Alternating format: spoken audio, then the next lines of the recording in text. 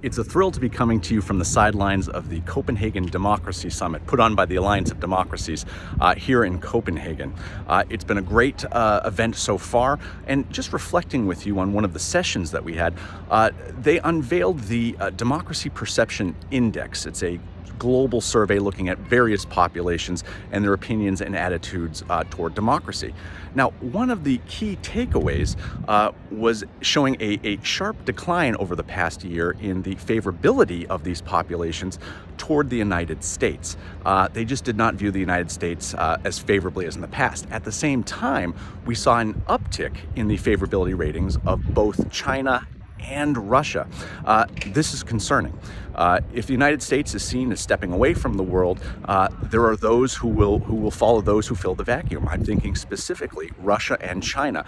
And given their authoritarian nature, their lack of interest in human rights, individual freedom, or democracy, that's not a good thing.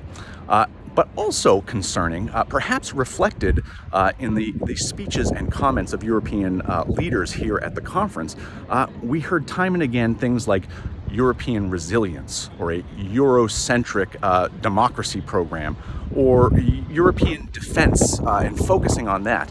And those things alone are good things. But paired with the fact that we had a shift in tone in this year's summit, where we did not hear much about American leadership or America as a strong ally in supporting democracy and defending democracy, I wonder if we're seeing some of those low favorability ratings reflected here.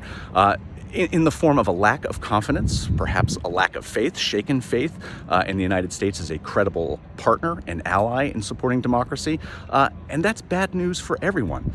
At this time, where we're seeing China's rising global influence, Russia's legal invasion of Ukraine and its implications for NATO, seeing conflict in the Middle East, threats to Taiwan, disinformation campaigns and transnational repression that affects us beyond borders and strikes at us at home, that's not great. The United States should be the indispensable nation in terms of mobilizing democratic allies around the world, not acting alone, but acting in harmony with these other nations, given its economic might, military might, and political might.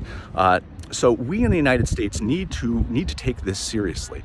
We need to understand the importance of U.S. engagement and leadership in the world, and we need to be talking about why we should be getting back involved, why it's important, and it's a challenge that we need to take on and take seriously.